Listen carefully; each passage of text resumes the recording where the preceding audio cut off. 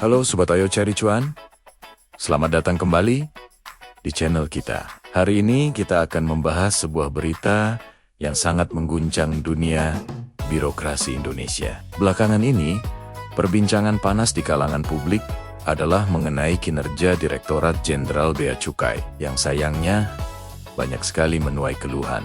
Tapi kali ini situasinya jauh lebih serius, karena yang bersuara adalah Menteri Keuangan sendiri, Bapak Purbaya Yudisadewa, dan beliau sama sekali tidak main-main. Ancaman yang dilontarkan Menkeu Purbaya ini terbilang sangat ekstrem.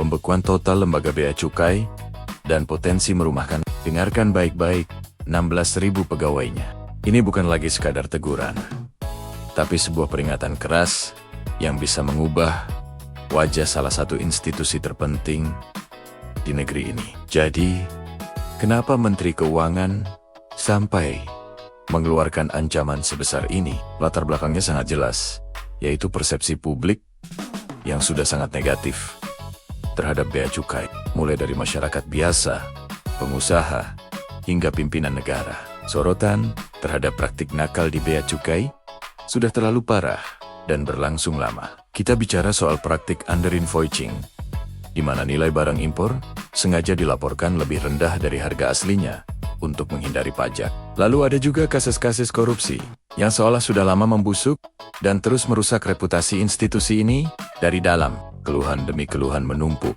kepercayaan publik anjlok, dan akhirnya pemerintah merasa harus turun tangan dengan cara yang tidak biasa. Menteri Keuangan Purbaya Yudisadewa tidak ingin basa-basi lagi. Dalam sebuah rapat kerja yang krusial dengan Komisi 11 DPR, beliau mengungkapkan bahwa dirinya telah meminta waktu khusus kepada Presiden Prabowo Subianto untuk membahas masalah ini. Ultimatumnya sangat tegas dan jelas. Bea Cukai punya waktu tepat 1 tahun untuk berbenah. 1 tahun ini adalah batas waktu motivation bagi seluruh 16.000 pegawai bea cukai, dari level teratas hingga terbawah, untuk memperbaiki kinerjanya secara fundamental. Jika dalam 1 tahun ini perbaikan gagal total dan masyarakat tetap tidak merasakan adanya perubahan positif, maka opsi paling ekstrem akan diambil tanpa ragu. Dan apa itu opsi ekstremnya? Ini bukan hanya sekadar mutasi, penurunan pangkat, atau teguran administratif biasa. Menkeu Purbaya dengan tegas menyatakan siap membekukan DJBC, yang artinya lembaga itu akan benar-benar dihentikan operasinya untuk sementara, dan seluruh 16.000 pegawainya harus dirumahkan. Ini adalah sebuah langkah terakhir, sebuah upaya shock terapi demi memaksakan perubahan fundamental yang harus terjadi. Beliau menegaskan bahwa langkah ini bukan didasari oleh kemarahan pribadi, melainkan demi kepentingan negara yang lebih besar dan mengembalikan kepercayaan publik yang sudah terkikis habis. Yang menarik, ancaman pembekuan institusi sebesar bea cukai ini bukanlah hal yang benar-benar baru di Indonesia. Menkeu Purbaya bahkan mengambil referensi sejarah yang sangat kuat dan relevan. Beliau mengingatkan kita semua bahwa langkah drastis membekukan bea cukai pernah dilakukan oleh Presiden Soeharto pada tahun ke-1985. Pada saat itu, situasinya mirip, korupsi di tubuh bea cukai merajalela dan dianggap sudah tidak bisa ditoleransi. Keputusan yang diambil sangat drastis. Seluruh pegawai bea cukai dirumahkan selama 4 tahun.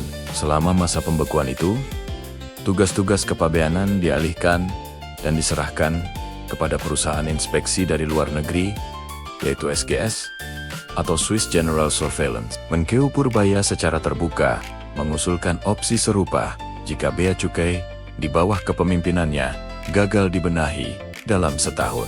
Pesan yang ingin disampaikan sangat jelas dan ditujukan langsung agar para pegawai bea cukai menyadari betapa besarnya risiko yang mereka hadapi saat ini. Ini bukan sekadar gertakan kosong atau ancaman di atas kertas, melainkan sebuah peringatan yang sangat serius untuk memacu perubahan dari dalam. Kabar baiknya, ancaman ini sudah mendapat lampu hijau penuh dari Presiden Prabowo untuk menjalankan reformasi menyeluruh tanpa adanya intervensi dari pihak manapun. Ini memberikan Menkeu Purbaya kekuatan penuh untuk membersihkan institusi tersebut. Lalu, bagaimana rencana perbaikannya? Apakah ini hanya sekadar ancaman tanpa solusi? Ternyata tidak. Menkeu Purbaya menunjukkan optimisme. Beliau melihat bahwa sebagian pegawai DJBC, terutama yang masih muda dan idealis, sudah mulai menunjukkan semangat untuk berubah dan memperbaiki citra institusi mereka. Untuk mendukung reformasi besar-besaran ini, salah satu senjata utama yang sudah disiapkan adalah pemanfaatan teknologi kecerdasan buatan atau AI. AI ini bukan lagi wacana, tapi sudah mulai diterapkan di sejumlah titik operasi utama Bea Cukai, seperti di pelabuhan dan bandara. Fungsinya adalah untuk mendeteksi praktik-praktik curang, seperti under-invoicing, dan berbagai pelanggaran lainnya secara otomatis dan akurat. Jadi, bisa dibilang ada mata-mata digital yang canggih, yang siap mengawasi setiap transaksi yang masuk dan keluar. Menteri Keuangan percaya, dengan gabungan pegawai yang cerdas dan berintegritas, didukung oleh teknologi pengawasan yang canggih, institusi Bea Cukai dapat bekerja secara profesional dan efisien pada tahun ke-2026. Kesimpulannya, dialog ini menyoroti sebuah ketegasan yang luar biasa dari Menteri Keuangan Purbaya, Yudi Sadewa. Reformasi total di tubuh Bea Cukai adalah sebuah keharusan yang tidak bisa ditawar lagi, dan waktunya hanya 1 tahun. Jika target untuk mengembalikan kepercayaan publik tidak tercapai, beliau siap mengambil langkah ekstrim, meniru apa yang pernah dilakukan di era Presiden Soeharto, membekukan DJBC dan menggantikan peran mereka dengan pihak ketiga. Ancaman merumahkan belasan ribu pegawai ini adalah bentuk tekanan tertinggi agar seluruh jajaran Bea Cukai benar-benar serius berbenah. Kita semua berharap, dengan dukungan penuh dari Presiden dan penerapan teknologi AI, Bea Cukai bisa meningkatkan profesionalisme, memberantas praktik korupsi, dan pada akhirnya mengembalikan kepercayaan publik sepenuhnya. Bagaimana menurut kalian? Sobat, apakah langkah ekstrem ini perlu dilakukan? Atau ada cara lain yang lebih efektif? Tulis pendapat kalian di kolom komentar ya. Jangan lupa like, share, dan subscribe channel. Ayo, cari cuan agar tidak ketinggalan informasi menarik lainnya. Sampai jumpa di video berikutnya.